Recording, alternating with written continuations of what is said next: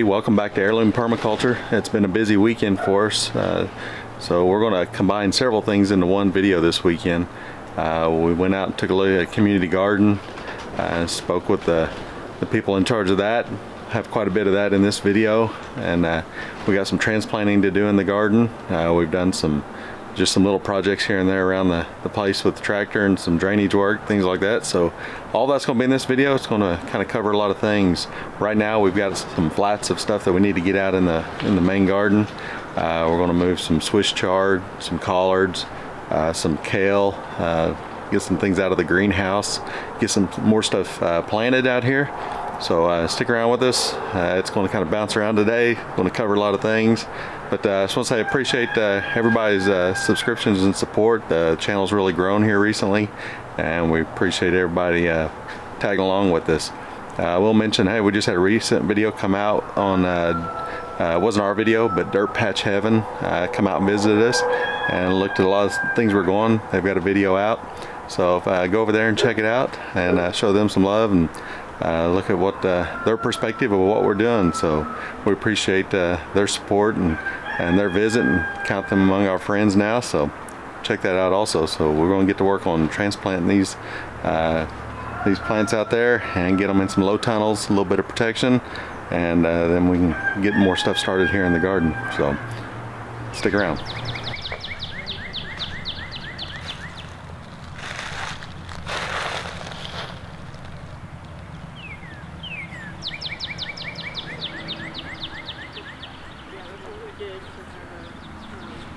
Hi, I'm with Dr. Camille Teal of Caring Community Friends in Sapulpa. We're out in the community garden they're putting in right now, but I want to give them an opportunity to talk about the program, what they have going on here, and just give you a little bit of information, and hopefully we can help get the word out for them. Thank you. Yes, we're Caring Community Friends, Creek County's largest food pantry and emergency service area. We've partnered with Master Gardeners. This is Miss Kayla Camp. She's our garden chairperson, and we decided that it aligns with our mission, which is to reduce the impact of poverty in our community, provide basic needs. So a community garden will be another food resource for individuals, but also help break down socioeconomic barriers, combine generations, bridge gaps, and allow the community to work together. And our motto is the communities that garden together grow together. We still have plots available. Growing season is February 1st through November 1st, and we have a full schedule of free community events, education, and master gardeners available to help. That's right. You can get more information at our website. It is www.ccfok.org, and you can come to the agency. We're in Sapulpa at 12 West Burnham. So we're out here today, just do a little walkthrough, try to provide some input on how to integrate permaculture into the community garden, just some little ideas and some planning for the future, how to expand this and grow it and really serve the community. So we'll do a little walkthrough and just show what's going on so far and some ideas of what maybe incorporate in the future.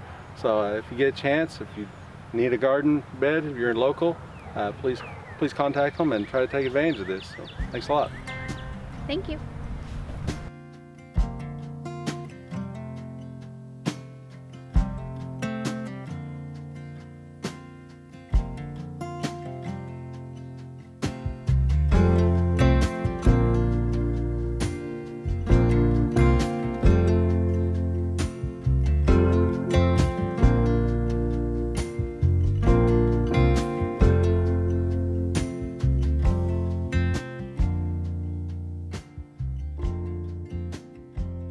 Alright, so you can see some of the stuff they've got going on here. They've done raised beds of varying sizes.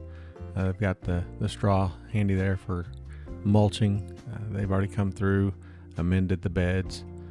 They have these available for the growing season from February 1st to November 1st. And I looked at some of their stuff, and I was kind of surprised how cheap it really is to get these for the season. And some of the larger ones, they'll break up into multiple divisions if needed, or you can get the whole thing. So they've got a really good start going here, and they're partially occupied now, but there's still some available.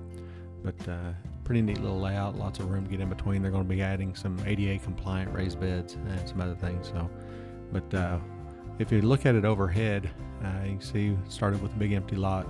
So they've come in and put the raised beds in there, and there's a couple of little things here and there. But kind of looking at it a little bit and had some ideas. We talked about different things to do, some short-term changes and maybe some long-term goals. Try to incorporate more of a permaculture aspect to it and tying in multiple systems. So took the freedom to do a little bit of a draw up of some things that might be things to think about in the future.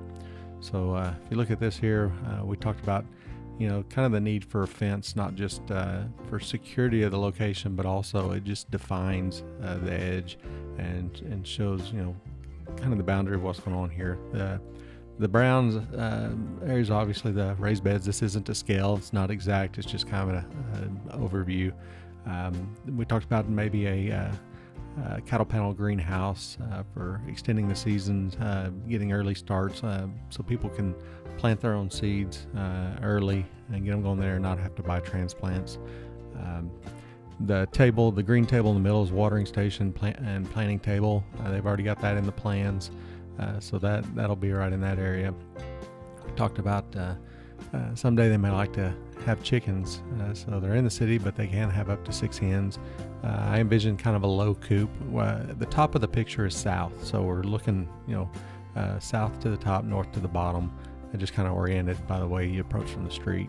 I envision a low coop with maybe a green living roof on it, so it doesn't obstruct the sunlight in the morning.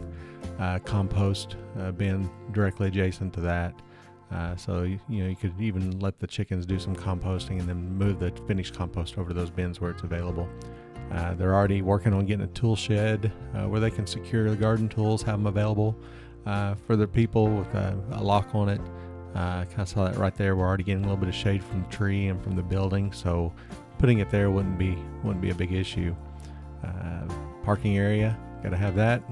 It's good to have a community area, maybe some seating, picnic tables, areas for teaching, maybe for kids can do projects. They can come out, bring school groups out or whatever. The green circles are maybe ideas for some fruit trees. Put them to the north so that they're not casting any shadows into the garden, but they're right there nearby and available. So it's just some kind of high level ideas, some things that I think would be very beneficial and wouldn't be a big thing to do. So cattle panel greenhouse, or if they get a hold of some other type of greenhouse, you know, it's limited space there, long and narrow. It would catch the first sunlight of the morning. It would also help a little bit of shading in the evening during the growing season when you don't really need anything in the greenhouse, and it help protect those beds. That between that house and that greenhouse, a lot of that last bit of sun in the evening when it's the hottest, maybe help protect some of that. So there's a lot of other ideas. We talked about comfrey. We talked about a lot of the support plants and things. So we'll talk more with them and work on getting a lot of that integrated. But this is a really neat deal, and I hope it really succeeds, and we'll do what we can to help them.